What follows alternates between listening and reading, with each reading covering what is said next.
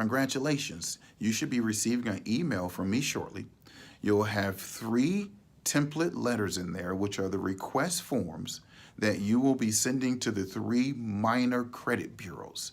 All right? And you're just requesting a copy of your credit reports from these 3 minor credit bureaus. And the good thing about that is you should receive them in about 30 days, free of charge.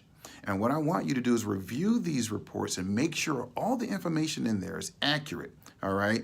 Many people don't know that these minor credit bureaus are being consulted by major banks and major lending institutions. All right. And most of the data in these reports I have found in the 15 years of doing credit repair, most of the data in these reports are inaccurate.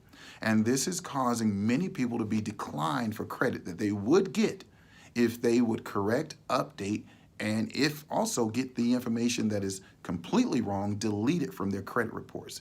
If you have a challenge in interpreting the reports, or if you need some help, just check the link below. There's an email there where you can reach out to me and get some support, or you can schedule a strategy call where I'll review your information for free. I'll answer your questions as much as I can for free.